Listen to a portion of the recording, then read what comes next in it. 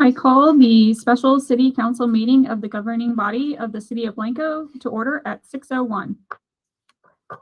Roll call, please. Mayor Lumpy, Present. Mayor Pro Tem Barron, Present. Councilmember McClellan, Present. Councilmember Smith, Present. Councilmember Fairfield, Here.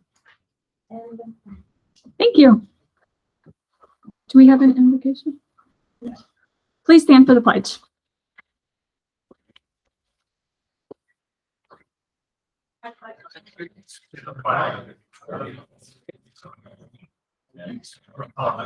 Which stands one nation under God, indivisible, with liberty and justice for all.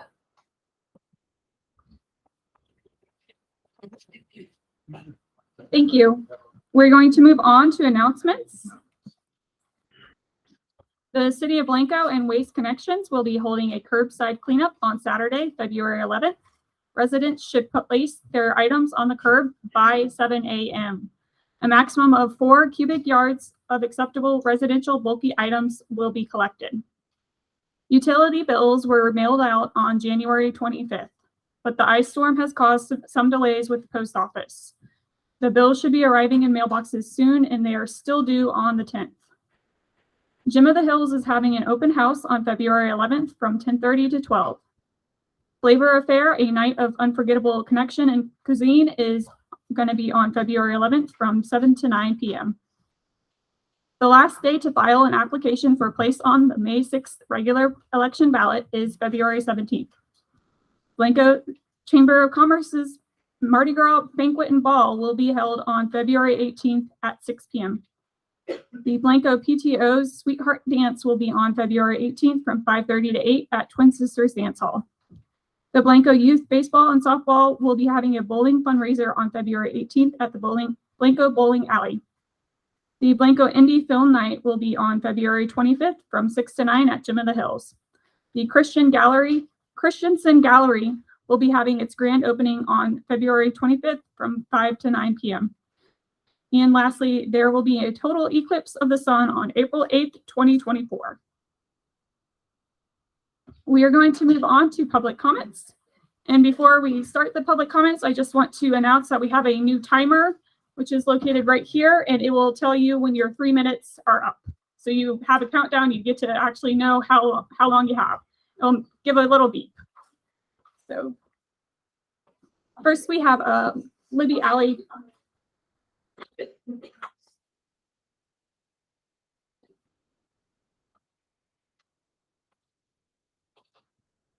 Hi. So Libby Alley is at they had a chamber meeting tonight also, so she sent me an email and she just wanted me to read it real quick. Thank you. Mayor and Council, I would like to speak to the agenda item concerning waste disposal and express my admiration for the services and staff of Waste Connections. For as long as I have been associated with the chamber, the fine folks at Waste Connections have been an amazing partner. Every year, Waste Connections has responded to every request we have ever made quickly and courteously. In addition, they are great supporters of community events. They support the Totes and Rollaway event every year for the Blanco Lavender Festival for all of the years the festival has been in operation. While I realize that it is important to review and analyze alliances in terms of effectiveness and profitability, however, I also know that a lower price point is not always the most important aspect to be considered. I would highly encourage the council to continue their partnership with Waste Connections. Thank you. Libby Alley, Blanco Chamber of Commerce. Thank you. Thank you. Next we have Vicki Ralph. Hi, I'm Vicki Ralph. I'm the district manager with Waste Connections at the Blanco County Transfer Station. I live in Blanco County. I work in Blanco County, as do most of the men and women that service this community. We've provided service to the city of Blanco since 2002. We've been long partners. We've provided solid service, great communications, and supported the community in any way we could. So you've got some things to consider, but I'd like you to consider our solid history and reputation and what we've provided, and we'd love the opportunity to continue that. The proposals are pretty solid, standing next to each other. I mean, the things that we put in there allowed for a $20,000 net annual revenue back to the city of Blanco. These are things that support the city in an additional way. So thank you very much for your consideration. We'd love the opportunity to continue the long relationship. Thank you. Thank you. Laura Swenson? Hello, I'm giving the same comment as last month, so I apologize to those who have already heard it. My name is Laura Swinson, and I'd like to express my willingness and desire to be appointed to the open council seat if you do decide to choose someone for it. I've been following council for a while now, and I'm really interested in the work that's being done these past few months and year. I feel like a lot of groundwork is being laid, and I would be really excited to help with that. I think I'm a good fit for the position because I'm involved with the city and the community already. For the past year, I've served on the Planning and Zoning Commission. I'm the president of Blanco Wheels and Feet, and through that, I've spoken with community members and worked with the city. I've read books and attended trainings about city processes and how to make a town successful. If I were a member of city council, I would listen to citizens and figure out good solutions to the issues they present. I want a fiscally strong town that still balances livability with revenue. I would love to serve Blanco and my fellow citizens, and I hope you consider me for the council vacancy. Thank you. Thank you. Craig Rico? Rice? Sorry. Good evening, Mayor. Good evening, council members. My name is Craig Rice. I am here for the open council position as well. Wanted to give you guys the opportunity to put a face to my name. I know I'm not a longtime Blanco resident, but my wife and my child are here, and we fell in love with Blanco a couple years ago. And with my work history, you know, I have a lot of experience with roads, transportation, water, wastewater. Something that I feel like it can help our community out with. Deal with several of these meetings day in and day out with my current position, and just wanted to be present for today, and that way you guys again have a face to the name. Thank you. Thank you. Thank you.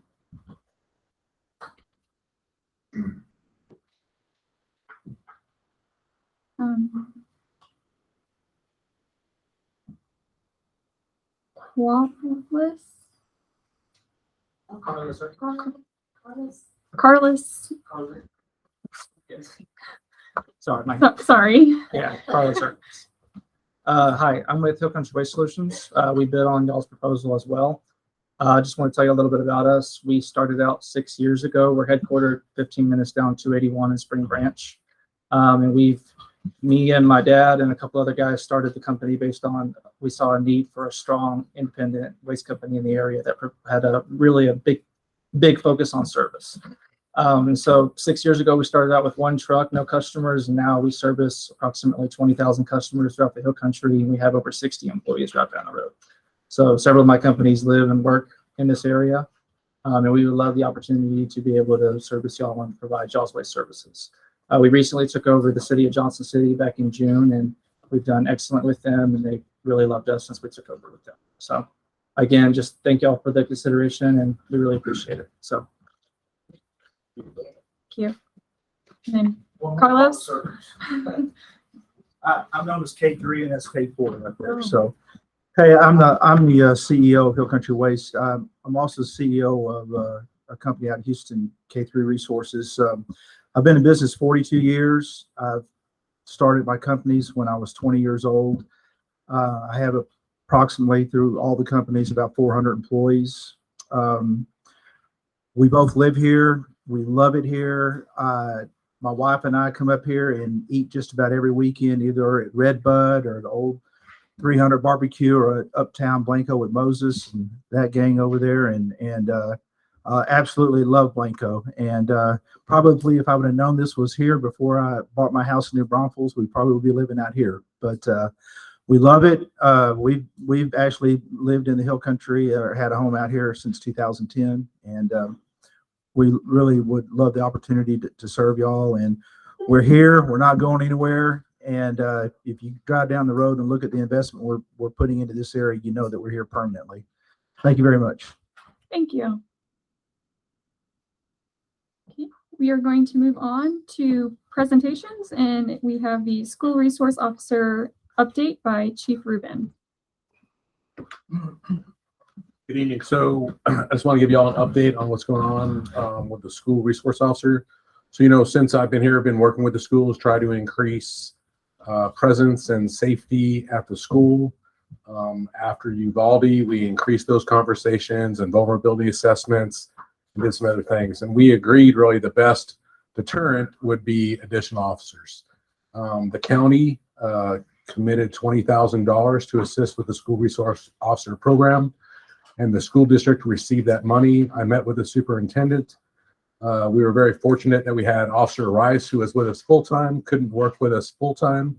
So we were able to transition that into kind of a contract position, fully funded by the county through the school district. And so we'll be providing an extra 3 days of coverage to the schools at no cost to the city. So we still have our full-time officer who's there 5 days a week. And now we've added an additional officer who will be at the schools 3 days a week. So I think it was good news. And so I just want to let y'all know that as soon as it happened. And it's just happened within the last week. So any questions about what we're doing? Or Are they assigned to any particular campus? Did they rotate on the campus? They rotate because, up till now we had one officer for 3 campuses. So we try to be a little bit unpredictable where they're going to be at. So now there's 2 of them rotating between the campuses. 3 days a week. 2 officers, 3 days a week. 2 officers, 3 days a week. Yes, sir. Thank you. We're going to move on to old business. Item 1, consideration, discussion, and take possible action on approval of an election services contract between the City of Blanco and the Blanco County Election Officer for the May 6, 2023 uniform election and related services.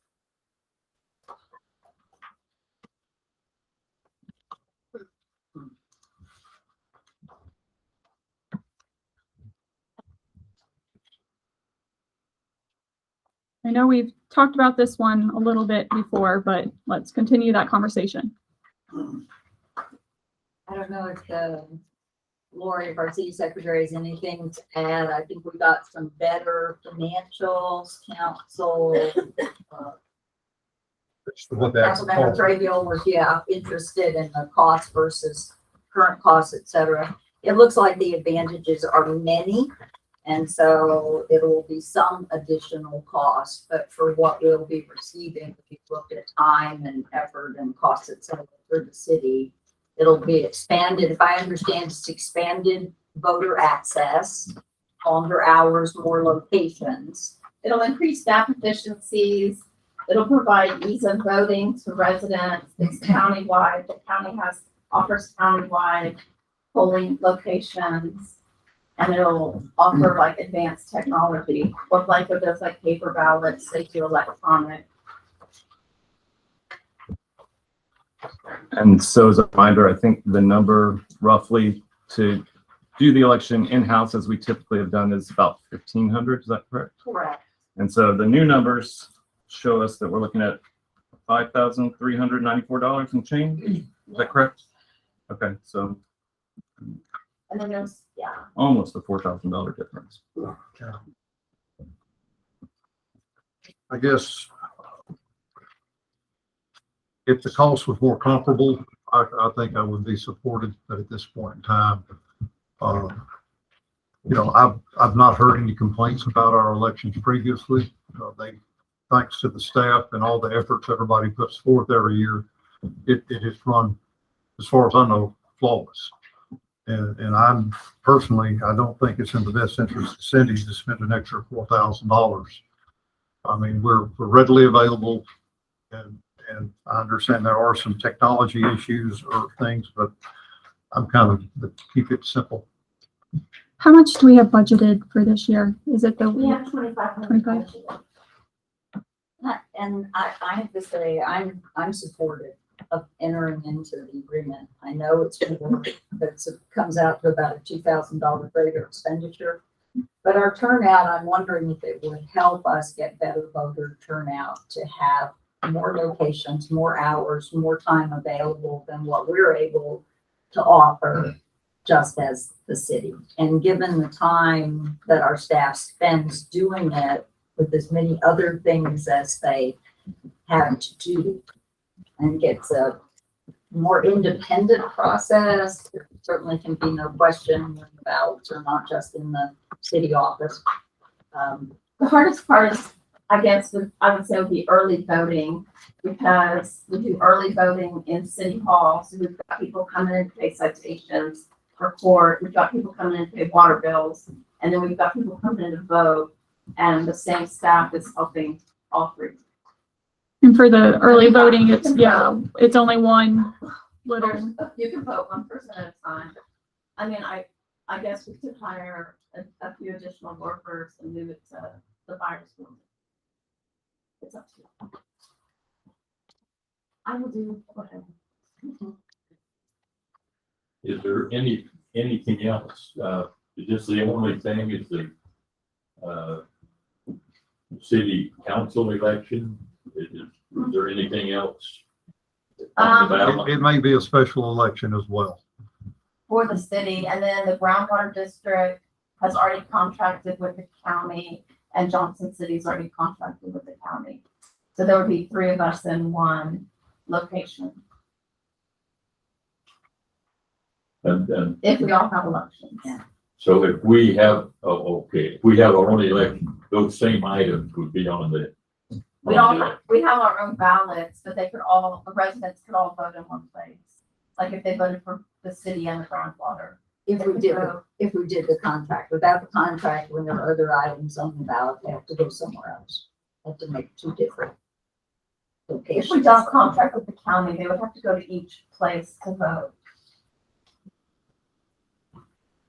Are the other 2 elections, are our citizens eligible to vote in either one of those other 2 elections? They are in the groundwater In the district. groundwater district? If they live in the city, they won't be able to vote in Johnson.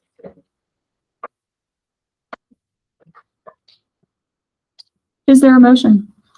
Madam Mayor, I'm going to make a motion that we maintain our current election procedures and decline to participate with the county. Councilmember Smith has moved to continue with our election services as is and not contract with the county. Is there a second?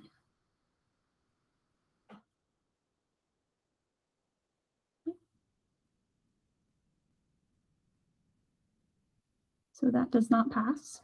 I understand. So do we have another motion? Well, apparently there's not one. Madam Mayor, I would like to see the city with contract with the county for election services. Mayor Pro Tem Barron has moved to move into a contract with the city, between the city of Blanco and the Blanco County Elections Office for the May 6th, 2023 election. Is there a second? We have some discussion on that. If we have a special election along with this, that would go on at the same time. How would that affect whether we do our own or with the county? Our county, the county election contract includes a special election, and council could order it on the same day, so they both be held on the same day, and the special election, they would all be on the same ballot and held all May 6th. So it would include this, it would all include it, it'd be all inclusive. The county would handle it all and the Yes. cost would be the same. Yes. And when we did the budget earlier in the year, we didn't foresee having a special meeting or a special election. So I think that's where the 2,500 was. If we would have foreseen that we were going to have a special election, I think we would have increased that. Just my personal thoughts. The budget used to be 5,000 for elections for a long time, but we weren't spending it, so I cut it to 25 because we were like keeping it down. The county we were never able to contract with the county because it used to be like all entities or no entities.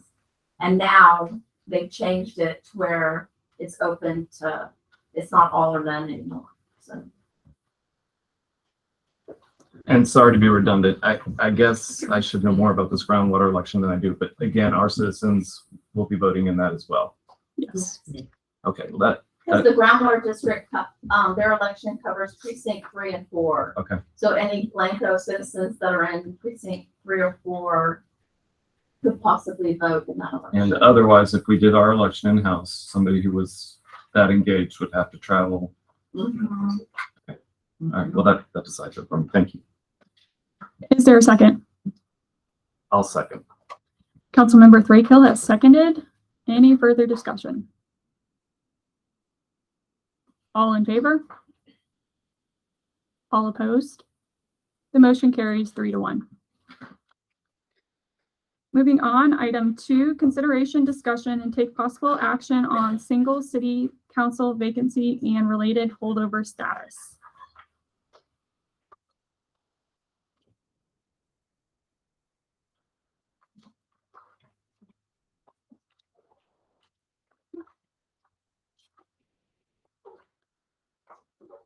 So I believe at this time we've received 4 applications, and y'all should have had them a few months ago or a few weeks ago.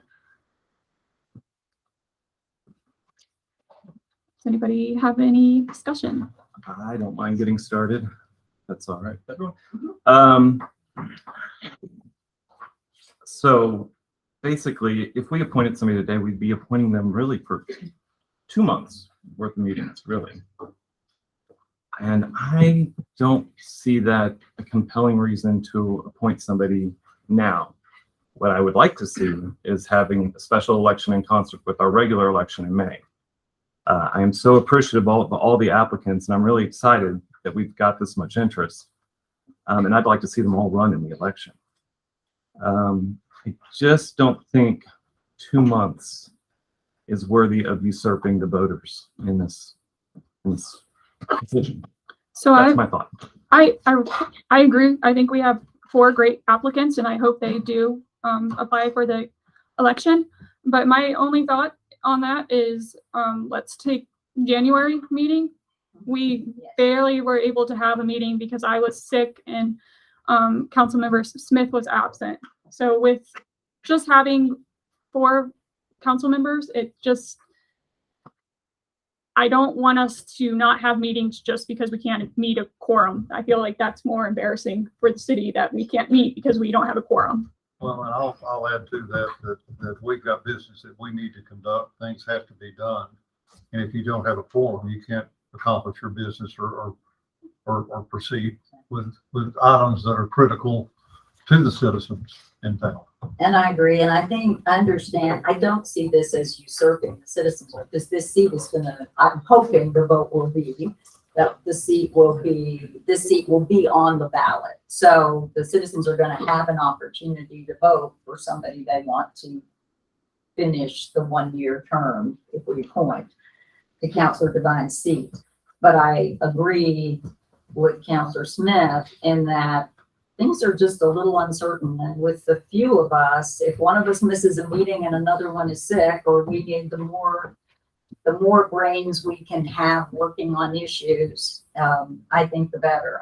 I would like to see us fill the seat, even though it is only for the 2 months, and then have that seat on the ballot and the voting can make their decision or what happens for the remainder of that term at the ballot. But meanwhile, it gives us an opportunity to make sure we have the full bench, if you will, some depth to the bench, because if somebody's out and then we have another sick, we're gonna, that's a problem. So I would like to see us go ahead and appoint, and I can make a motion. We're ready to entertain. I've looked at all of the applicants. I don't know if that's where we are.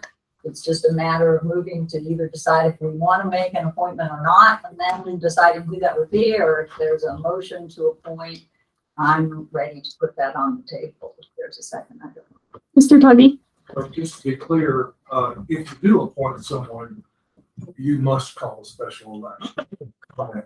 And Just to- yeah, and I I will think understand. I think that the this consensus is that we want this to be hearing and the discussion. I think we want to have this seat on the ballot as opposed to appointing for the remainder only. But I think if we decide to call that election, it would still be wise to fill the seat as a safety. I haven't had a chance to really look at the candidates. I'd like to have that opportunity. Could this be, make a selection next week at the next city council meeting rather than tonight? I'd like to look at the candidate. The only thing is, the deadline to call the special election and have it on have the two elections together.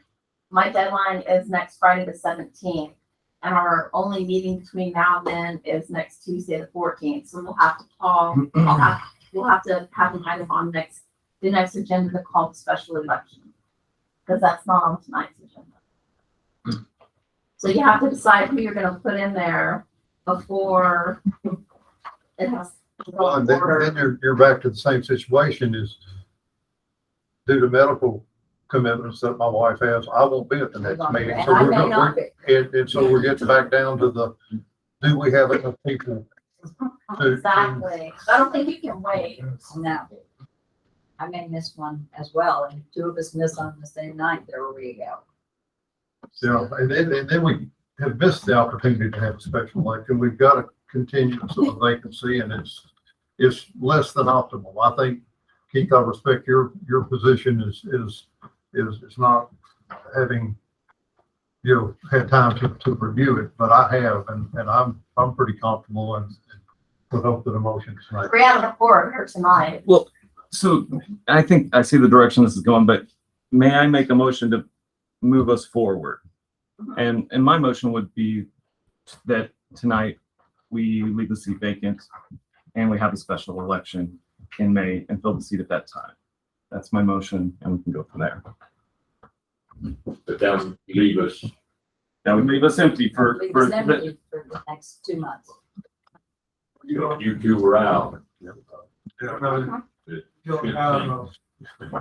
don't have a special election call on your agenda tonight, so you could make, if your motion is to defer with that intention, that's fine, but you Okay. wouldn't call the special until next week. I see. Okay. So that would be my motion to defer.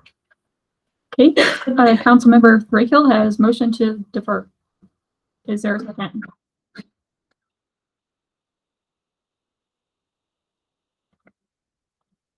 Okay. Do I have a new motion? I would like to move that council appoint Laura Swinson to the seat for the remainder of, appoint her to the seat. Then we'll have to defer and do a special election call. Mayor Pro Tem Barron has moved to appoint Laura Swenson to the open seat. Is there a second? Also, Councilmember Smith has seconded. All in favor or discussion? Discussion?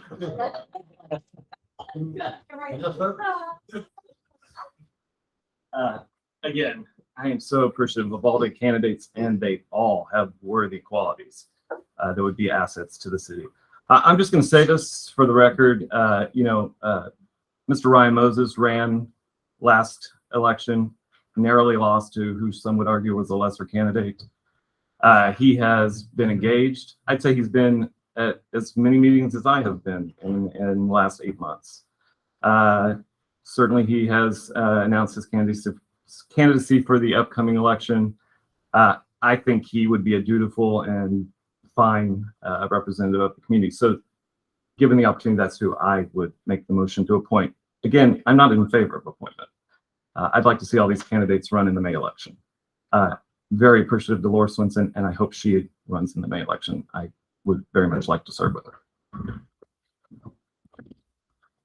I guess just, the appointment doesn't preclude anybody from running, and No, they won't be serving that position or any position unless they run in the May election. it doesn't.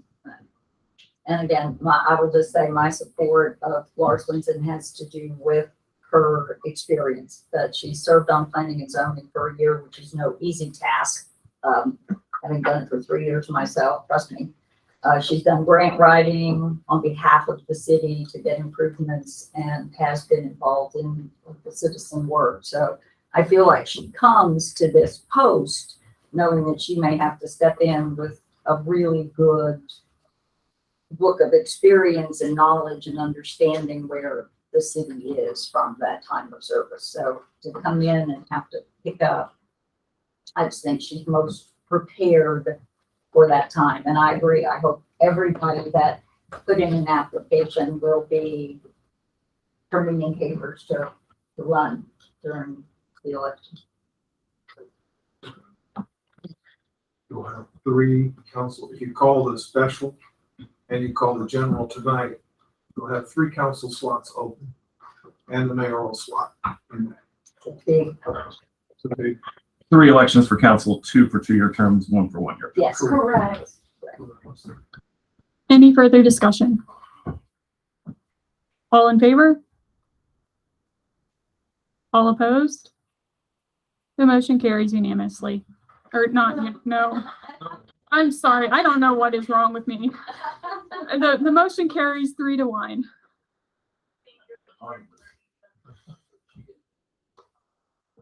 Moving on, item 3, consideration, discussion, and take possible action on approval of updates to the personnel policy. You want to swear her in and let her sit? She's eligible to do so. Sure. That fulfills the appointment Oh, okay. agendized item. Definitely the love of your gathered here today.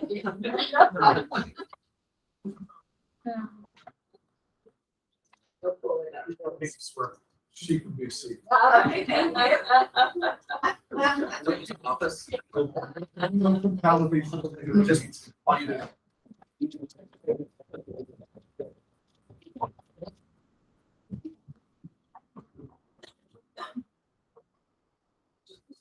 you want it.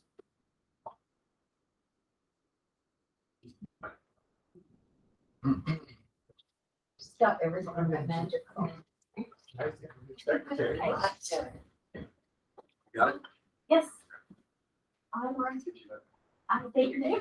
I, Lauren Swisher. Do solemnly swear. Do solemnly swear. That I will support and defend the Constitution. I will, I don't know if I'm handling it. You need my glasses.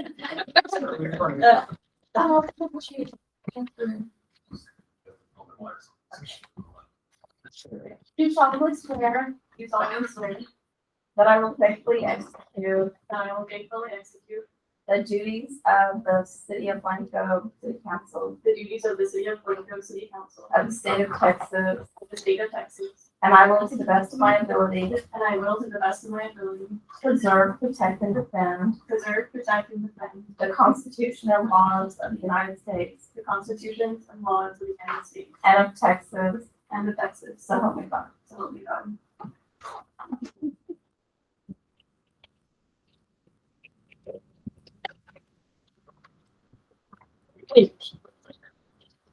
Now we are going to move on to item 3, consideration, discussion, and take possible action on approval of updates to the personnel policy. This is another one that we've kind of talked about a little bit the last couple meetings. I was there when we went over all the reviews and I helped with staff, so I'm pretty familiar. If y'all have questions, just I'm supportive of the changes. I'm happy to get started again. So I've read through them and we've had a couple months on this, and I was able to reach out to some of my more conventionally successful friends to ask them about all this. And the one thing I have an issue with is the drug testing requirement. And before anybody thinks I'm looking to apply with the city, I'm not. But recognizing that certain departments may want to have their own policy, I'm a little dubious of testing, of making, you know, an exchange of bodily fluids a prerequisite for secretary or clerk. And I'm curious what staff's thinking is on this. Okay, well, I can tell you if it's a price thing that you're worried No, about. I know. It's y'all got $40, change- I can know tell you y'all got change. that. I understand you. That's not, that's I not- know. This is the, for me, this kind of, I know, perceived me, no, this is kind of, for me, it's on a, you know, kind of. I guess I kind of want to Russian for know, civil liberties.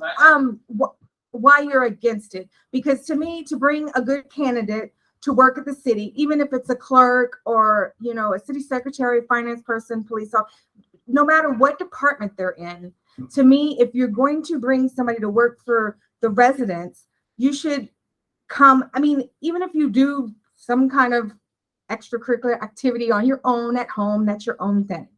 But if you're coming to work at a place, especially for the residents, and you're representing, we're not going to do random ones. It's just a one time to come aboard. So if you do some extracurricular activities, if you can't even set that aside for 2 weeks to come and apply for a job, to me, that's not the kind of candidate that I'd like to work with.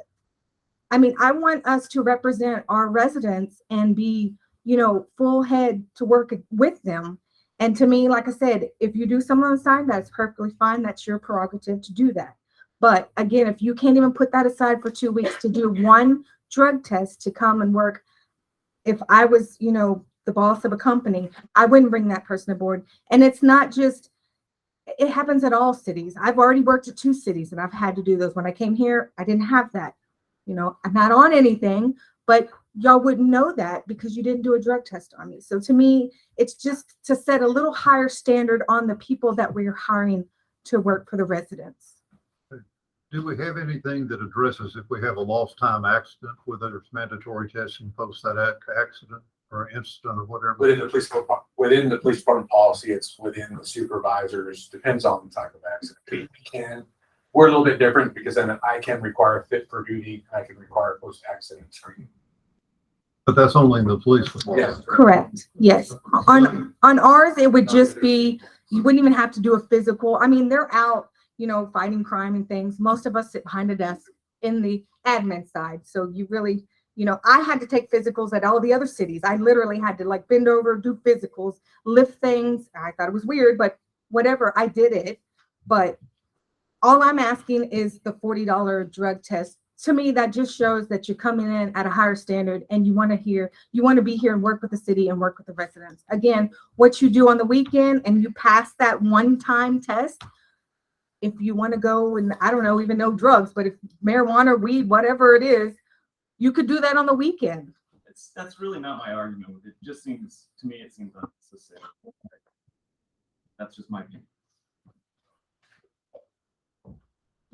I think it's, at this point, entry level, new hire screening is pretty universal. I'm with you, Rodney. I am strongly opposed to random drug testing. I think if someone's performing their job well, then that's fine. But I certainly don't like random testing. Right. No, this would just But be the as an first time. initial, it's almost, I want to call it, says that this makes sense, but I think you bring up a good point. If you know that a drug screen is part of the hiring process and you can't prepare yourself for a one-time screening, you gotta wonder, you have to think that that may certainly raise the potential that that person could be using on the job if they can't go 2 weeks without. And then once they're on board, then you can evaluate them based on their performance and their attendance and how they show up. And then it's all about the job they do.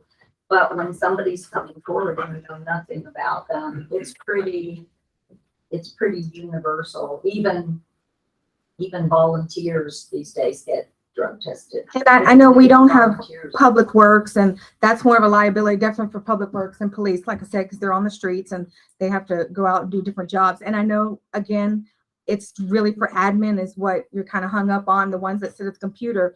But I'm using myself an example.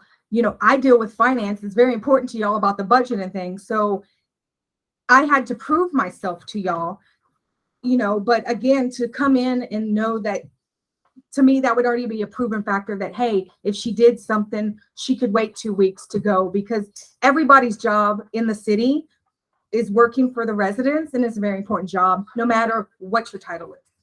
I'm not suggesting the city sponsors some kind of drug outreach program, but I have a lot of confidence in our staff to vet people and to screen people without this test.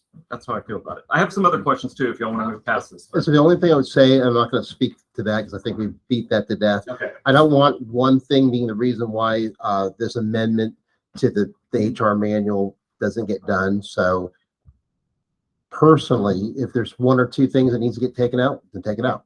I mean, that's up to council.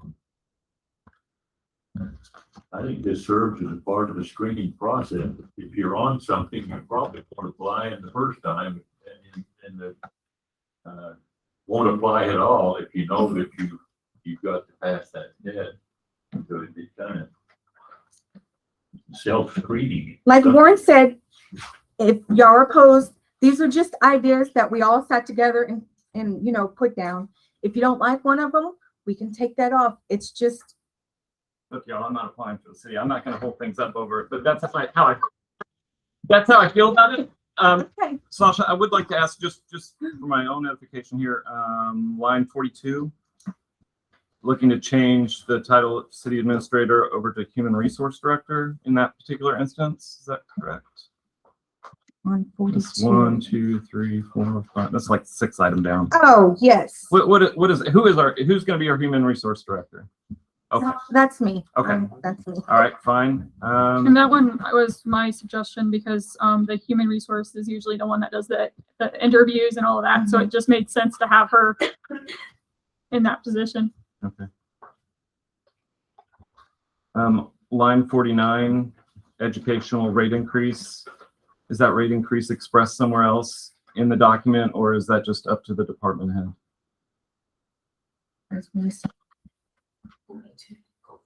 Yeah. Let's see, 44, excuse Oh, me. 44. It's 44, excuse me. Okay. 49 on the front half, Yeah, I see that 44 now. on the- Thank you. on the second side of it. second column. Employees will receive educational. Just because I was curious. Their educational goals. I didn't bring the whole manual, Okay. so I'm not sure Okay. if it says I don't want to tell you Okay. incorrectly. I'm just curious. But, I do have the whole manual. oh, look at her. I think currently, like in the police department, we do certification pay. Okay. Yeah. It's always been done and it's budgeted. I just don't know if it's actually. Okay. Yeah, that's why I don't know if it's, I think this might just be cleaning up something that's been in practice for a long time. Yeah, no, I'm sure. The only other question, I just out of curiosity, okay. I think this is line 45. It's just talking about annual evaluations being done July through, or between June and July. I was just curious why, that's all. We do that as part of the review process because it's part of our budget process. Right. Okay, that's what I So thought. that way I can Okay. have it set in there. It's a Perfect. lot easier than doing it per people's hire date, because then it's all over the place. Sorry. No, it's okay. So does anybody else have any questions about any of the potential changes? You guys do a lot of work. Thank you. And I think the fact that these changes come from the staff, that you all sat and looked at them and reviewed them and with the mayor's HR background. Along with everybody else. Thank you, Sasha. You're also you. Lori. I just want to say it's taken a few years to like really work and get a good staff in there. And we've got a very hardworking staff that all work really well together. And I'm like, nobody can leave, so. And the main thing of why some of these changes are happening is because we are a smaller city compared to other cities. So, I mean, even for the police, it's hard for him to get people to come over here because we don't pay as much as you go to a bigger city, have the same title and get paid a lot more. So we have to come with something to keep our awesome employees that we have here. So that's how this change of the personnel policy is going to help, because we might not give them a raise, or they might not get paid with the same title at a different city, but we can back it up with our benefits that we have. You're through speaking the about the vacation changes in here? Correct. So at first glance, it looked really generous to me because I've just never been smart enough to position myself to be paid to be somewhere I wasn't or do something else. No. But, you know, I've reached out to some of my more conventionally successful friends, several who run companies, and ran it by them, and they thought it was pretty standard. And of course, I see our city staff as family, and I want to make sure our family's taken care of. And I didn't just pull these numbers. I did my research. I've reached out to several cities, got their policies, read what it is, and kind of made it fit our mold. So I didn't just pull these numbers and say, hey, this is good for all of us here. I actually did do my research on all the changes that we did here. Mayor, I'd like to move that we approve the updates to the personnel policy as submitted. Mayor Pro Tem Barron has moved to approve the updates to the personnel policy as presented. Is there a second? Councilmember McClellan has seconded. Any further discussion? All in favor? The motion carries unanimously, for real this time. Moving on, item 4, consideration, discussion, and take possible action on approval of FundView customer portal for utilities and court online payments at a cost of $3,400. Ms. Ricks. Okay, so let's start out with, it would have been wonderful if we could have got it for free or included in the price, but nothing's free. Just gonna be honest. So any software system we would have we chose FundView, but any software system, even Encode, is done by each modular. So you can't just buy a system like we used to have QuickBooks and be like, oh, we get everything. Because in government finance, you don't get that. You actually have to pay per modular. So this is something that the residents, we've had me, Olga, even our bank has called and reached out. Our residents need to have this portal. Now it is $3,400 this year, but then that's part of the implementation part of it. So it's actually only $2,400 annual of the subscription. And this portal will let the employees edit their phone numbers, their emails. They can go out and see how much water usage, there's bar graphs. I mean, they don't have to call and ask, what does this mean? Because it's all out there at the tips of their fingers. They can also see their bills, definitely due to the weather and all the issues with the mail and stuff. They can just log on and right there and see everything that they're being charged for. They can still reach out to anybody at the city. Olga normally handles those, but I've been taking a lot of calls myself. So anybody can help that. But I think to let them view what they're actually paying for besides just an amount on a portal and then you got to put your card in, I wouldn't like that either. I'm just saying, I'm being honest. So I think this would really help our residents. Again, I'm only pushing this for our residents because they need this. They need to have access to what they're paying and not just say, well, I owe $80 and they don't know what they're owing it for or how much usage they have. So we could just be billing them anything. And, you know, I know they should trust us, but we're all human. So definitely if they can see the usage and their account, I think it'd be liable to get this. I agree with you. Okay. I guess. But I wish we weren't having to pay extra for it. But I absolutely think this is the citizen should have access to this information online. And I'm going to digress just for a little bit. And you know I'm going to. Go for But it. I think it's worthy of bringing up. I also think we need to be lifting impediments to people paying their bills online. I think it's a service we should offer, and I think it's a service that it behooves us to offer.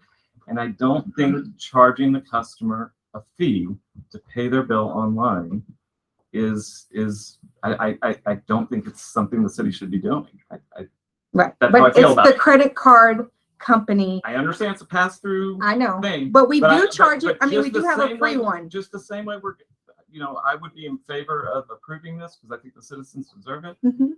I think that cost should somehow be absorbed otherwise, and somebody who wants to pay the bill at $11.59 and pay it online should be able to do that without incurring the service fee. And maybe in the future, when we get That's our why I'm rate talking about studies, it. maybe that's a possibility down the road, but right now I would have to say no. Well, I think we've got around 1,100 taps for meters. So this is $3.10 a year to have that ability for each customer if they wanted to use it. Now, if only 10 people use it, then it's $340. Right. I can guarantee you, we've already taken more than 10 calls about it, so. So,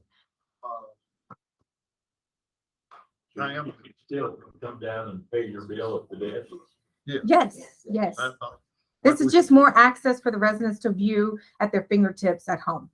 Right. Is there a motion? I'll make a motion that we approve the FundView customer portal for utilities and court online payments at a cost of $3,400. Thank you, Ms. Sasha.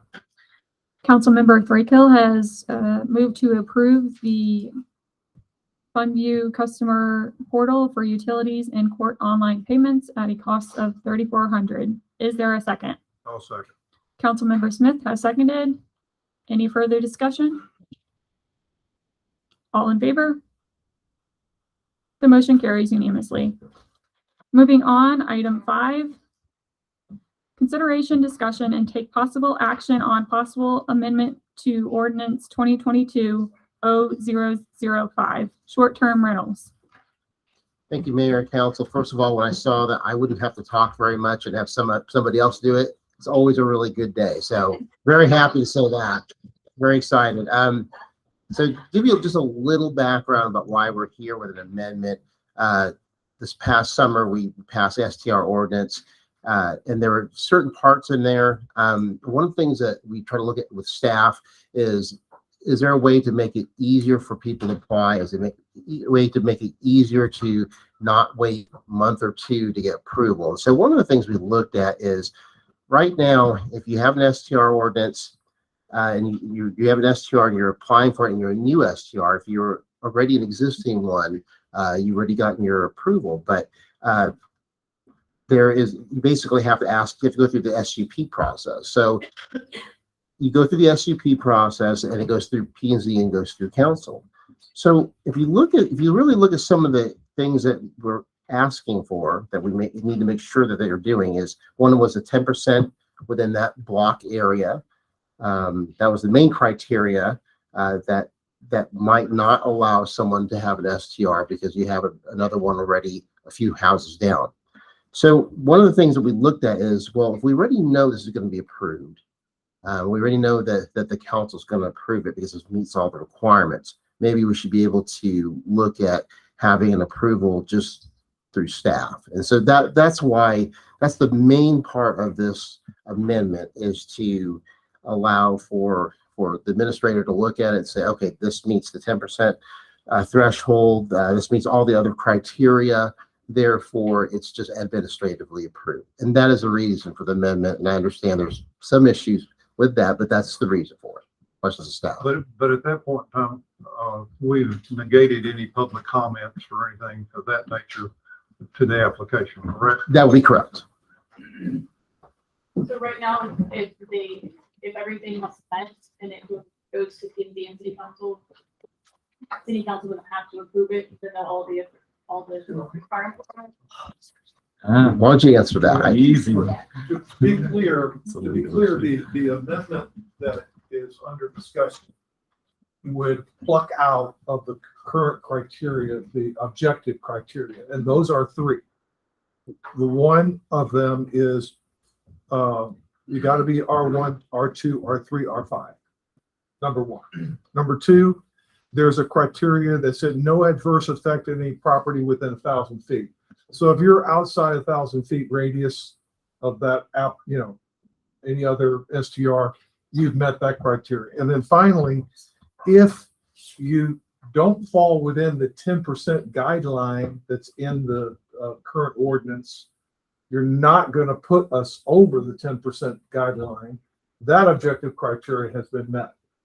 The thought was that if you've met that criteria administratively, which staff can determine on their own without P&Z, without council looking at those things, then maybe it's a better idea to just approve those administratively than going the extra mile to the other items, which are all discretionary with P and Z and council. For example, will the property application, if granted, not substantially impact, affect, or impair the underlying character? There's another objective criteria too, by the way, where you're going to comply with all laws. Sort of, yes, I will. The proposed property occupancy relative to the size of the property. That's more of a discretionary item for P and Z and for council. And finally, if you're gonna throw us over the 10%, that entire guideline is more subjective, where council and P and Z are making a more discretionary decision about the character of the neighborhood, et cetera, et cetera. So does that explain what we're trying to do here? And I know there was some discussion about some concern at the last meeting about the publication requirement, that if you did this, you'd eliminate the 200 feet. 200 feet around the mailing part of the publication. That maybe a way to address that would be, well, okay, and this is just a thought for y'all to discuss. If they meet this administrative criteria, maybe you limit publication to just posting the application on the website and making a newspaper notice instead of a notice to all the neighbors in that case. So that's for your discussion. So I hope that explains it.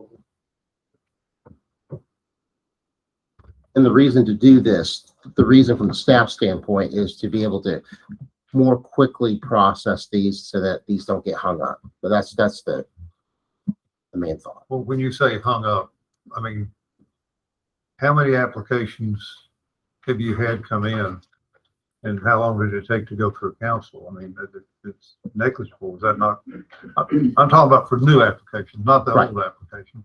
Well, so Lori, we have currently, 6 applications? I think so. And we have not processed them yet. Right. And these are new, they're not They're grandfathered. new, right. All the ones that have been grandfathered have all been processed. These are all new applications. Okay, and how long have you had those applications? I don't have them in front of me, but Oh, just- various times, like a few What? months to, Probably a few months. yeah. Okay. So you're doing your portion of the work. And when would they be presented to council? Probably Right, the March. next meeting, March? They do it, depending on if they need a mail out or not. they go to P and Z first, correct? They go to P and Z Yes. first. So do we have a goal, as far as processing these time-wise? Is there, I mean, what do you think the standard or general? Well, I'll be honest with you, we're probably over the standard right now. We probably should have them processed last month. Having said that, we'll try to get all these processed in March, and those that can't for whatever reason will go to April.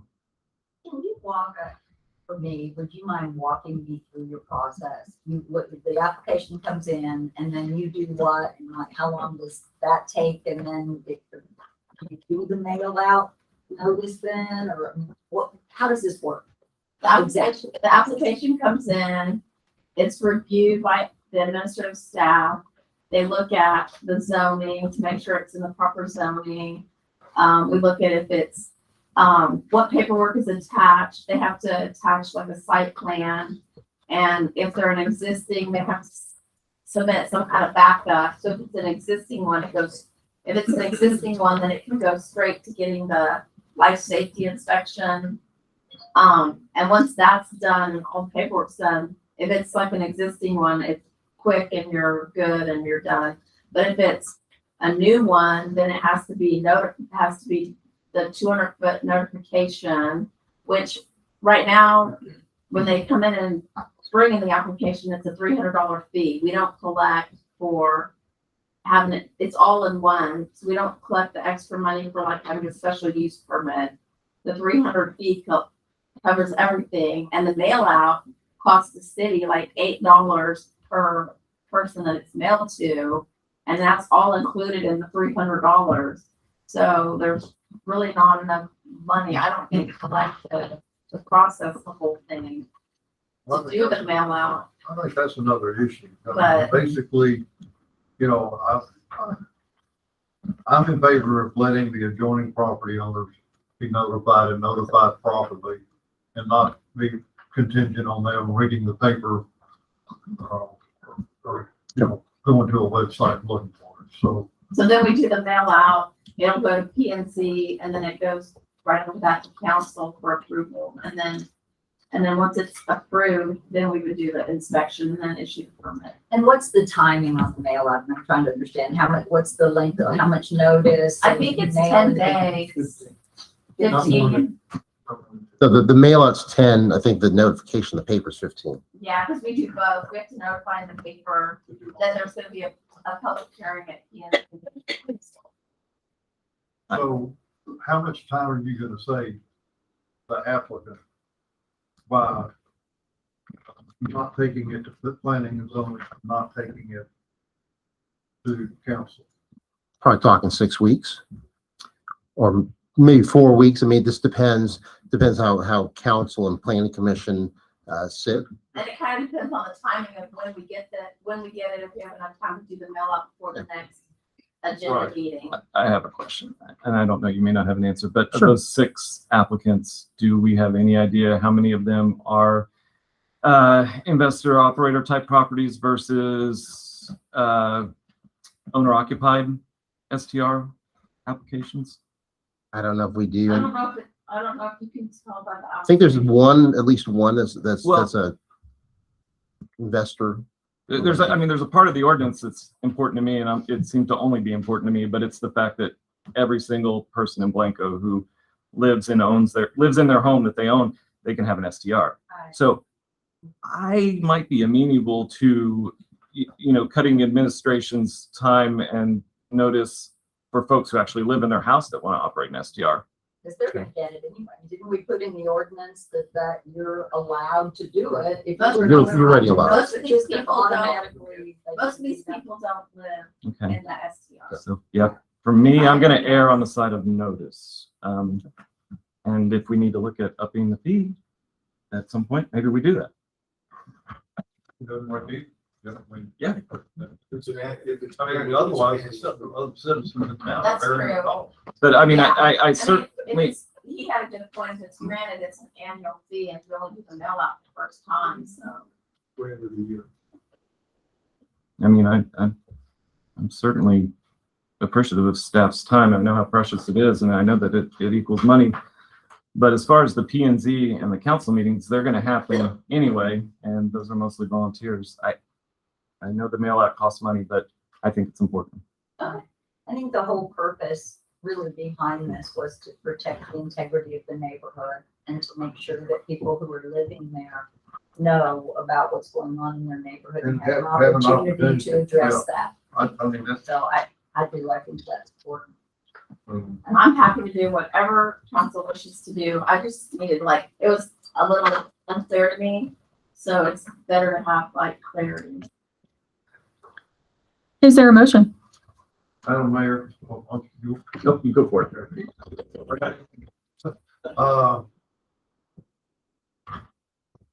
I make a motion that we do not approve ordinance number 02220 for the short-term rental.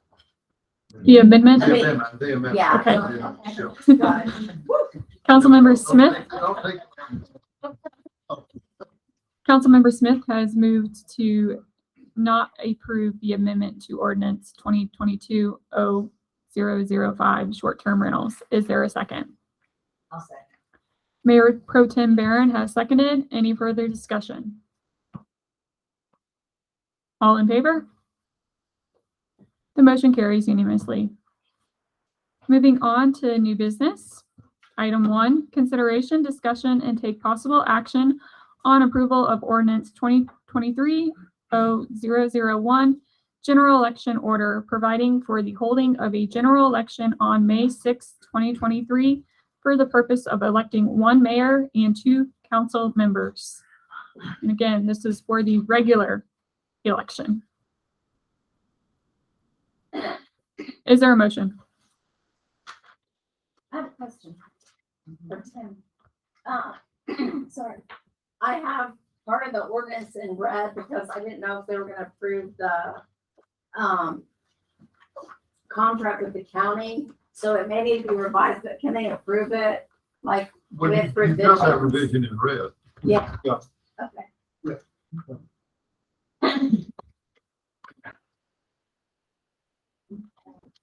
Oh, Madam Mayor, I move that we approve ordinance 2023-0-001, the general election order providing for the holding of the general election on May 6, 2023, for the purpose of electing one mayor and 2 council members. Mayor Pro Tem Barron has moved to approve ordinance 2023-001, general election order, providing for the holding of a general election on May 6, 2023, for the purpose of electing one mayor and 2 council members. Is there a second? I'll second. Councilmember Smith has seconded. Any discussion? All in favor? The motion carries unanimously. Moving on, item 2, consideration, discussion, and take possible action on possible amendment to lighting ordinance 2018-0008. Mr.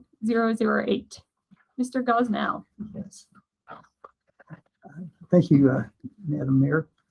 I'm Wayne Gosnell. I'm here tonight in my capacity as the president of the Blanco County Friends of the Night Sky and the Night Sky Advisor for the Blanco Historic Preservation Commission.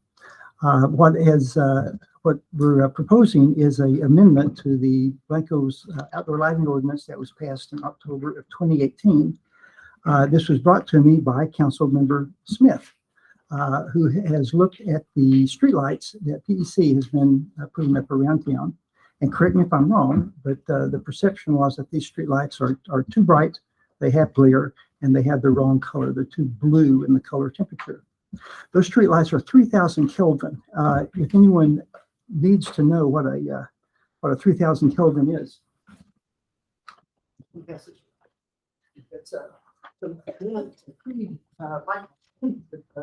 LED lights at different Kelvin temperatures. Our current ordinance calls for 3,000 Kelvin lights. The proposal is simply to change that Kelvin temperature to 2,700 to warmer lights, a little bit notched down, much easier on the eyes.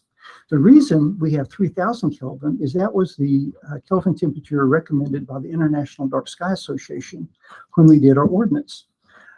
They are about to change the recommendation to 2,700. They haven't done it yet, but they're about to, because they've accumulated enough scientific evidence to say that lights of 3,000 Kelvin will scatter into the night sky greater than lights of 2,700 Kelvin. So in that sense, we're getting a little bit ahead of it. I was not prepared to give this to everyone. That's why you don't have a copy of this in your council meeting, your minutes tonight. However, just to clarify, the proposed amendment does one thing. It simply changes the Kelvin temperature from 3,000 Kelvin to 2,700 Kelvin. There's some little administrative things in there to make the amendment run good. For instance, whereas the ordinance says as of the date of this article, so-and-so will happen, it now says as of October 18th, 2018, so-and-so will happen. That way it keeps everything straight and you don't get confused between what was the date of the ordinance and what was the date of the amendment. So that's just an administrative thing. So that's basically it. Included in your packet was a fact sheet that we did concerning the streetlights that PEC is putting up. We had a lot of complaints about those, us and our colleagues down in Comal County. So we wrote up that fact sheet. We took it to PEC to have them verify the facts that in there. They did it. And then we have published that out we bought ads in the 2 newspapers. We put it up on our social media. And by the way, our newest council member is also the person who runs our Instagram account for the Blanco County Friends of the Night Sky. Thank you, Laura. So that's about it. That's all it does. It drops our Kelvin temperature. And with that, discussion. So I guess, Wayne, you feel that this change is beneficial. It's beneficial to the night skies. And basically the only thing we're changing right now is the Kelvin temperature. That is correct. Now there's other things in this ordinance that definitely needs to be changed. Right, I understand that. For instance, with this ordinance now, the Kelvin temperature for service station canopies is 3,000 Kelvin. Well, that's not right. That needs to be upped. Even IDA says that needs to be upped. But rather than hold this up until we can work those things out, and that's not the only other thing that needs to be amended. The idea is go ahead and do it now. If we go ahead and do it now, we have, as you're driving home tonight, drive around, look around, and look at some of the businesses that we have out there. Terrible, terrible outdoor lighting. And now if we use our community officer, which I wish we had again, to enforce that and make them change that lighting. Well, if we have 2,700 Kelvin, that means they got to change it to 2,700 Kelvin, not the 3,000 Kelvin lights. Now, one of the things I've got to check on is if we require this, some of the wall pack lights that just shine straight out, are those available in 2,700 Kelvin? I think so, but I don't know that for sure. Chief has something he wants to say. I I'm just have curious. a question. Sure. And I have to say the ordinance. So normally when there's an ordinance change like this, like dark skies didn't affect lights that were in place prior to the ordinance being passed. Is there a catalog of the current lights that are at the 3,000? So if we get a complaint after the ordinance is passed, we know when that light was installed to try to enforce that. There is no catalog of lighting in the city, other than an informal survey we did of streetlights 2 years ago. But isn't the time up for the lights to have been made compliant? When we did that in 2018, we said a business has a legitimate interest in getting their money's worth if they've made an investment in lighting. So we put, if a business had put, I think it was $250 into a light, then they can amortize that light over 10 years, 10 years from the date that light was installed. So if that light was installed, let's say in 2014, and this ordinance was passed in 2018, that means as of 2018, they had 6 years for that light to be okay. And at the end of that 6 years, they would have to replace that light. We're pretty, I think and our attorney will throw something and hit me in the head if you're not allowed to talk about this, but I'm gonna talk about it if I can, just to make a comment. I think it's fine for us to have these ordinances, and I fully support it. Both the blue lights, they're horrible for everybody's health, higher incidence of cancer, being exposed, when I could go on with health issues for this horrible lighting. But what I have to say is, are we going to be brave enough in the future to support enforcement of this ordinance? Because the last time we tried to enforce an ordinance and somebody complained, this council repealed an ordinance. So if we're going to put an ordinance in place, like our night sky, you can drive around here and see abuses. And I promise you, the first time somebody complains and somebody goes to a resident and says, your light is not in compliance, it's too bright and it's shining on my property, they're going to complain, they're going to refuse to change it, and they're going to whine to council. Are we going to enforce this ordinance for our tourism and benefit of the health and safety of our residents, or are we not? Because we can keep making it better till cows come home, but if we don't commit to enforcing it, it does no good. Well, and I'll say, but for those of us that want to comply. Yes. Okay, I'm not taking that other discipline on right now. Yeah. But for those of us that want to comply, and we look at the guidelines now, and we're following the guidelines, they're incorrect. No, I support this. I mean, Okay. don't get me wrong, I support it, but I don't want to miss the opportunity to say residents here are going to complain if we try to fix this. Businesses are going to complain when we try to bring them into compliance with our ordinance. And we need to just make sure that we're prepared to say, this is for the economic well-being of the community, it's for the health and the safety of our residents. And it needs to be a priority for us in compliance. Let me clarify one thing, is that there's no lighting police in Blanco, that the city can go out and say this is in violation for businesses only. But the city cannot go out, does not have the authority under the ordinance to go out to a residence and say, citizen, your light is not compliant. No, we don't do that. If another citizen files a complaint against that light, that light in my neighbor's is shining into my bedroom window, then the city can take action. But the city can't do it on its own. The city can do it on its own with businesses, and yes, they will complain. So it has to, a complaint is what has to be For- taken place before the city can take action against a resident? That is correct. Okay. Mr. Gosnell. Over here. Oh, over there. I'm sitting over here a while ago. You mentioned that IDA is gonna change the requirement down to 2,700. Right. When they do that, if we don't pass this ordinance, would that change our? It would not affect our status as an international dark sky community. Now, in order to maintain that status, this is my friend Ken. In order to maintain that status, we have to make progress in night sky preservation year after year. And this is things such as amending the ordinance would help with that. Wayne? Mhm. So as far as PEC is concerned, they've just installed all these new lights. So this ordinance is not going to overnight change our lighting that we just received. No. No. No, PEC, the lights that PEC has installed will be there until they break and have to be but if they do break, if they burn out, LEDs last for a long, long time. Then they'll have to replace them with 2,700. They told us in our meeting that they didn't have 2,700 lights. Well, that's not exactly true. They didn't have 2,700 lights for us. They have 2,700 street lights for Dripping Springs. Now, it could be a supply line issue that takes them longer to obtain 2,700 Kelvin lights than it does 3,000 Kelvin. So I appreciate that. The other thing, they have not finished the lights here in Blanco. I haven't looked at them, but I have seen lights that are the old quartz halogen lights, the old barn lights. We still have some of those, so they haven't touched those yet. And they would have to. They would have to comply with that. And this changes nothing as far as shielding is concerned? Shielding is a different issue. Okay. According to our current ordinance, streetlights have to be shielded so that they concentrate the light where it should be on the street and not into someone's yard.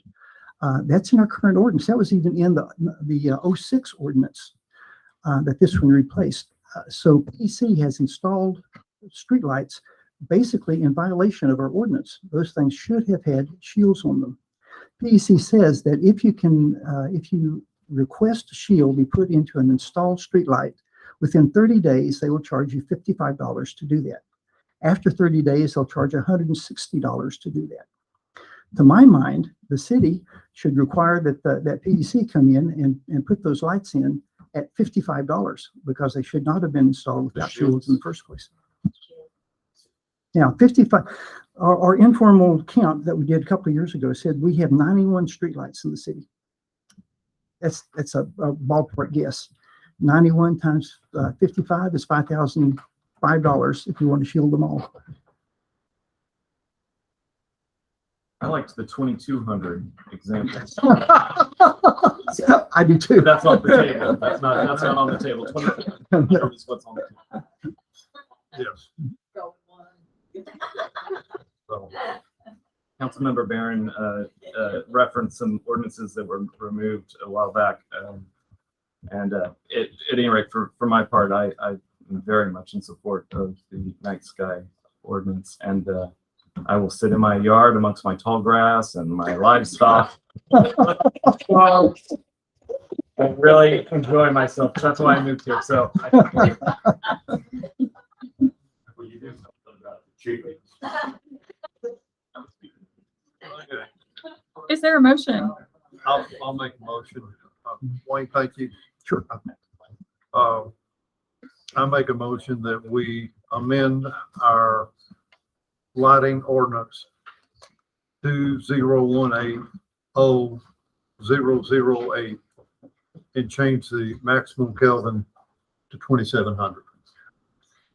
Councilmember Smith has made a motion to approve the amendment to ordinance 2020 or to ordinance 2018-0008 to make it 2,700 or 2,700 maximum. 2,700 Right. Kelvin. Yep. Is there a second? I'll second that. Mayor Pro Tem Barron has seconded. Any further discussion? All in favor? The motion carries unanimously. Thank you, council. Thank you, Wayne. Thank you. We are going to move on to item 3, consideration, discussion, and take possible action on approval for the city to issue a formal request for proposal to vendors for the collection of delinquent municipal court fees and fines as provided by amended Article 103.0031 of the Texas Code of Criminal Procedure.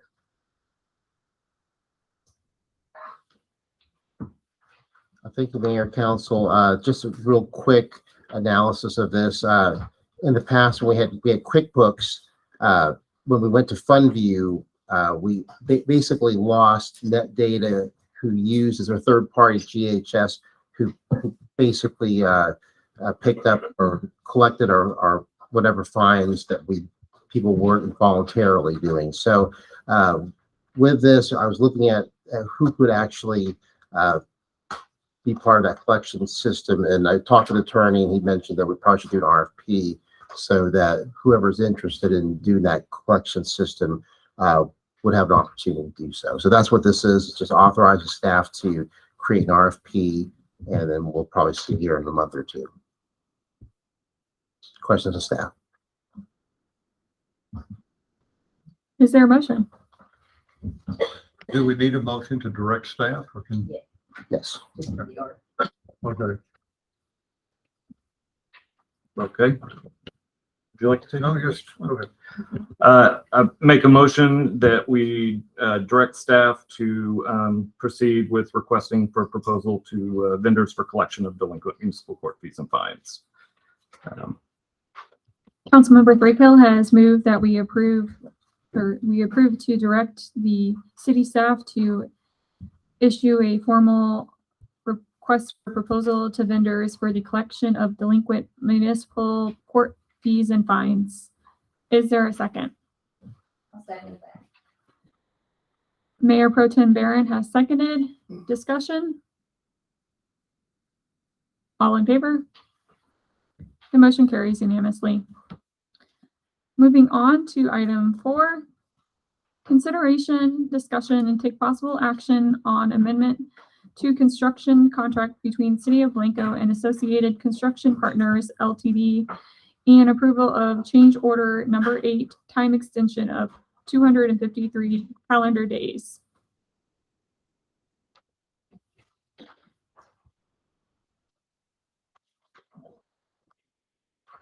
So is it my understanding, when I hear the term change order, it strikes fear in my heart. But this is a no money involved in this change order. It's to make sure we're in contract compliance to extend to proposed completion. Yeah, basically, and Byron's gonna jump up here when I say something not correct, but basically, there have been some delays, some of them justified, or most of them justified, but this change order is really to give ACP, who's our contractor, additional time that they've already taken basically. So, but that's the simple answer to that. There's no extra cost in this change order. And I did look into this and I've been kind of watching what's going on with it and everything. And basically, was initially in a position maybe to take off the tab, but I don't think we'd be entitled to liquidated damages if there wasn't any water in the river pumped into the into it anyway. So I am supportive of the 253 calendar day change. That'll have us finishing out in March. And if I'm correct, right, Byron? Yes, sir. Okay. That's so. And Byron signed off on it already. So if you want a motion, I'll make it. Okay. Go for it. Madam Mayor, I made a motion that we approve zero cost change order number 8 and provide a time extension of 253 days due to material delays and supply delays and things beyond the contractor's control. Councilmember Smith has moved to approve the amendment to construction contract between the City of Blanco and ACP and approval of change order number 8 of $0 and a time extension of 253 calendar days. Is there a second? I'll second. Mayor Pro Tem Barron has seconded. Discussion? All in favor? The motion carries unanimously. So we will have our water treatment up in March. Is that correct? That's Great. Do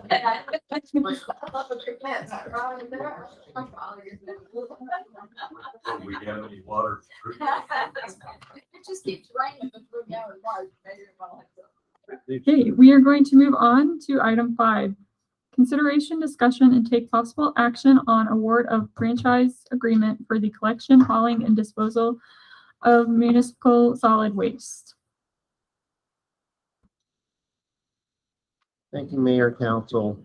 So the reason why we're here is when Waste Connections contract was set to expire at the end of March, we had a decision to make. If we made no decision, it would basically renew. But council asked if we go to an RFP. So in this RFP, there were basically 2 people that had to answer that RFP.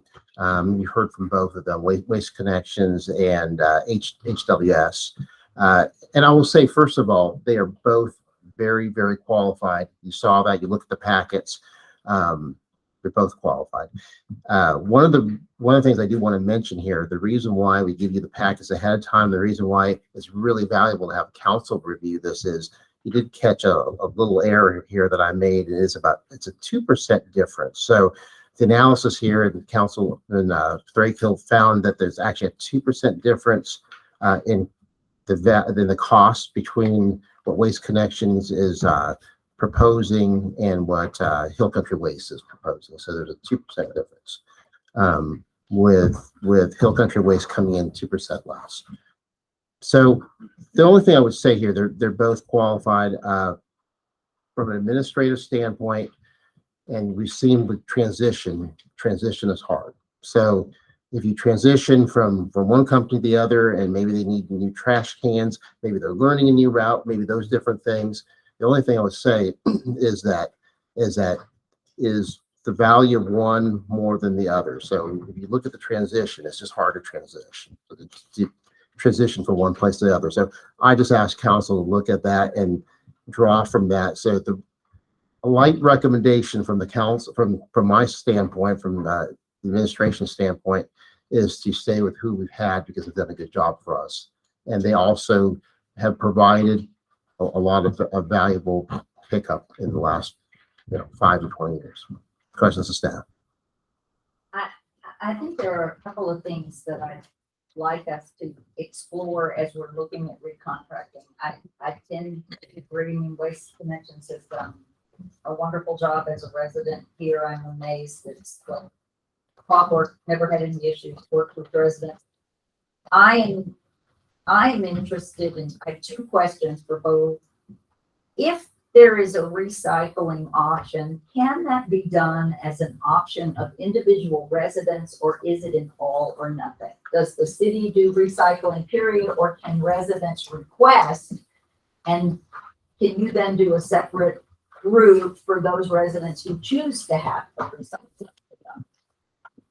So that's my question to both. Is it an all or nothing? Thank you, Rice, for that too. Yes, Waste. Waste Connections. Is that an all or nothing? Typically it is, because it's a difficult market. It's not, it's pretty much an all cost for any business that comes up and does that. And the only way that it makes sense is to have everybody involved. And that's typically why with municipalities, that's how it is. It's sort of, it doesn't make sense to send out a different truck for, 175 people. It just really. And I would say, Hill Country, is it the same for you? Is it an all or nothing? Do you do your recycling?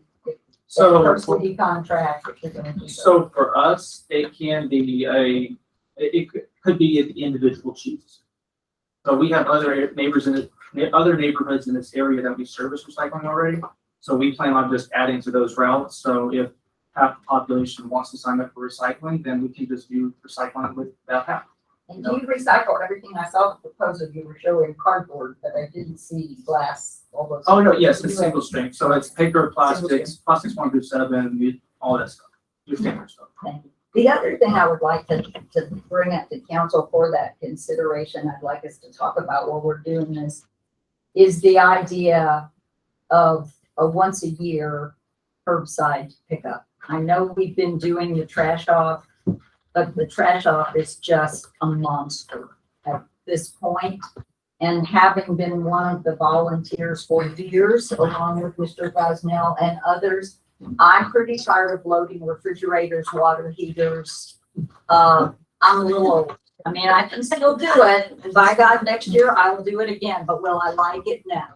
And I think as we see more of our residents that have difficulty loading their own trailers and pulling them in, it's hard to know if the trailers that are lining up and unloading really live here, those sorts of things. So I would like, as we look at this, I'd like councilors' thoughts on considering a once a year curbside as part of that contract instead of the trash off. And maybe Dana's got some insight into that, having lived through it this last time.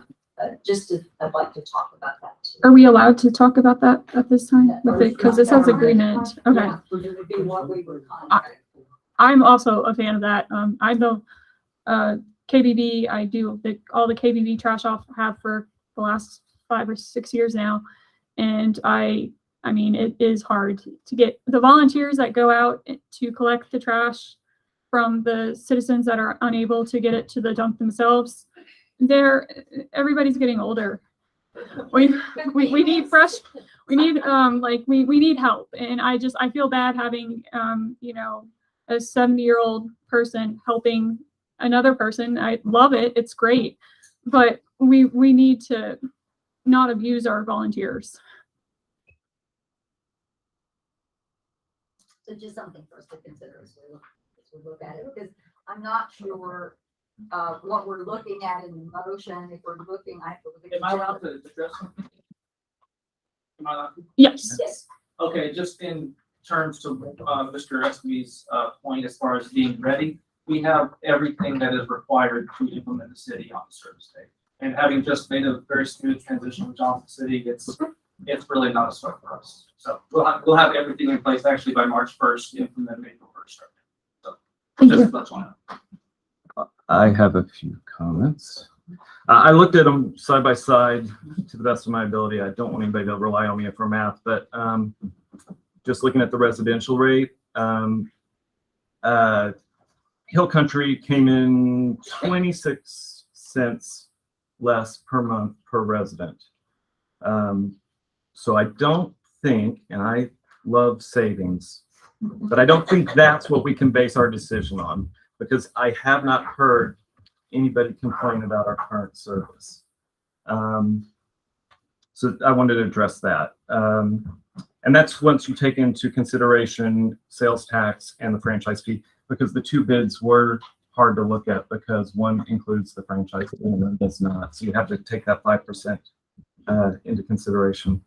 And then speaking to the possibilities of adding recycling and the annual. The recycling aspect, I'm an avid recycler.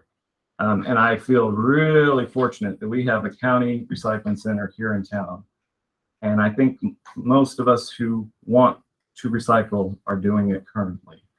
I have not heard a huge outcry for recycling in town. That would cost the average resident, as I recall, about $60 more a year. I'm not ready to make that decision today unless I'm hearing from a lot of people that that's something they want. I understand some people are not going to be able, because of age or disability, to get to the recycling center, but I do think it is taking care of most of us who want to recycle. No, I agree. That was my question. If it had been something where you could individually opt for it and were willing to pay for it, that'd be fine. But it's not something I think we as a council should charge every resident for, because we do have a council here. So that's, I just wanted to show. I thought if you could pick and choose, then that would be fine. But if it's an all or nothing, I agree with you. Councilors, I feel that's too much to commit our citizens too, it's all or nothing. Now, as far as adding an annual bulk pickup, it looks to me that that's an extra 40 cents per resident. I'm not talking about businesses currently, just residential. But Right. anyway, $4.80 more a year for that one annual bulk pickup. I've talked to people in town that are just as cheap as me, and they're willing to pay it. Yeah. That's what I'm hearing. And the Um, trash off event itself costs sometimes up to 5,000. So we'll discuss this in executive session also, but the trash off is not part of Infomark's contract. To dedicate the manpower, 6 days, 8 hours a day, and then the 2 months it took us to clean up after the trash off, we'll have to figure out something different.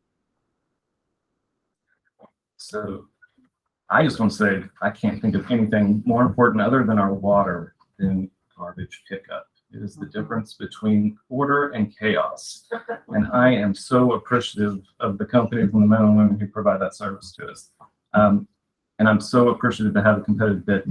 For me, I'm not compelled enough financially to put the city through a transition to move services. Now, I do have a couple of questions, but Go ahead, or do you want to put a motion? well, I have one question. I have one question, particularly for Waste Connections. Let's see if I can find it. Over here. I wondered if y'all could talk to me about exclusive roll-off services. So we had exclusive at one point. Yeah. And then Jim Hare and I, he was a municipal market manager, has a really good reputation in this area, great guy. But at that time we sat down when we renewed and everybody was unhappy with, I mean, let's just be honest, with the roll-off side of it. Our roll-off was coming out of Austin, so it was taking too long.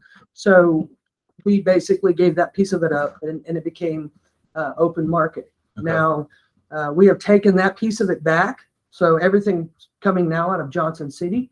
But the upside of an exclusive agreement is that the city The franchise. can, yes, the franchise fees. So we put that in there. So it's not an all or nothing. It's not a deal breaker. But through prior conversations with staff, that was brought up because they told us, hey, that they were telling people that they had to use this. And I corrected them and said, well, technically you don't. We'd be glad to take care of you guys, but you don't have to use this. That's not in the current contract.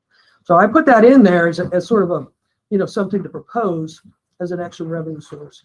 And we're also in a better position to turn that stuff around in a much quicker fashion than was previously done. So Thank you. does that answer your question? It does. So, for me, if council decided to stay with our current contractor, I would be more comfortable if the exclusivity of the roll-off provision was excluded, just because I think residents, business owners, contractors should be able to choose another company if they so choose to do so.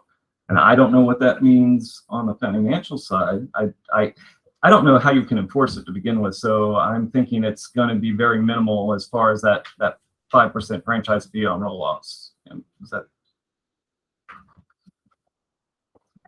I mean, I don't have direct numbers, but you are correct, council member. Even I think, I've been in other towns, and even when we have exclusive franchise fees, and we did the last place I was in, it's still really hard to enforce. So having as an open-ended where they can, people can choose their, roll off, I don't have a real issue with that. So, for a motion here, I would make a motion that we award the franchise agreement for the collection, hauling, and disposal of municipal solid waste to Waste Connections under the option 2, which would include an annual residential curbside bulk pickup. And Does that make sense? it does. And how are you addressing the roll-off service? That would be, I will agree with that motion, but I would like that exclusivity on the roll-off to be excluded. Excluding the exclusivity for the Yeah, roll-off you got it. provision. Yeah. But I am really, I'm thankful we had competitive bids. I really am. Thank you. I addressed my family council. Quite frankly, the fear of this being something that's chaotic is completely off the table for us. We wouldn't be at 20,000 customers in this area if we were chaotic and couldn't take care of our customers. We wouldn't be doing Johnson City and Johnson City that being so successful. We wouldn't be doing Comal Mountain ISD and taking care of that. This is as close a city contract as we could possibly get to our main operating entity right down the road. The other thing is too, is every citizen is going to get a new garbage can and every business is going to get a new front load out of us. That's another thing. And there's no way, I mean, if you just drive around the city and look at all the orange lids and look at all the dumpster service, that'll tell you something like that. So I really feel like, I mean, if you want to do it based because they're your hauler and you're just comfortable with them, fine. But for anybody to think that us coming in and changing your service is going to be chaos, that's just not the case. We're very good at what we do. Very, very good. That's why we've got to the point where we're at. Thank you. Is there a motion? You had a motion, you're looking for a second. The motion was to Was to award the contract to Waste Connections under under option 2. option 2 with the curbside bulk pickup once a year Yes. and exclude the roll-off. Yes. Is there a second? Madam Mayor, I'll second the motion with the following comments, and I think, well, as a council, I think it's our best interest to do what we consider the best value. And unfortunately for some of the competitors, prior history and prior successful history warrants weight in my decision. Councilmember Smith has seconded. Any further discussion? I have one question for staff. What term are we looking at? 5 years. And what is the thinking behind the 5-year term? Because the contract enables them to change the price. The price floats with, somebody help me out with the phrase, Corey, I have to look it up. Consumer price index, I guess. Yeah. Well, when I was a Sealy, we had 10 years, but 5 years provides more flexibility, and then you can always just renew it. So I think so that you don't stick a council 10 years from now with this issue. So I think that's why you just do 5, but you could do 10. No, I don't want to do 10. I just wondered, I don't want to do 10. Okay. I just wondered why, I just was. It was that way before. Yeah. Here. Any further discussion? All in favor? The motion carries unanimously. We are going to move on to executive session. Item 1, Texas Government Code, Section 551071 and Section 105, Texas Disciplinary Rules of Professional Conduct. Confer with the city attorney regarding city council vacancy and related holdover status. Item 2, Texas Government Code, Section 551071 and Section 105, Texas Disciplinary Rules of Professional Conduct. Confer with city attorney regarding legal issues associated with the water treatment plant project contract completion. Item 3, Texas Government Code, Section 551074, to deliberate the appointment, employment, evaluation, reassignment duties, discipline, or dismissal of city administrator. Item 4, Texas Government Code, Section 551071 and Section 105, Texas Disciplinary Rules of Professional Conduct. Confer with city attorney regarding water and wastewater treatment plant operation and maintenance agreement between the City of Blanco and Infomark LLC and related issues. And item 5, Texas Government Code, Section 551071 and Section 105, Texas Disciplinary Rules of Professional Conduct. Confer with city attorney regarding TCEQ, TPDES permit and related issues. So, So at 7:45, we are adjourned into executive session. You know what you could do?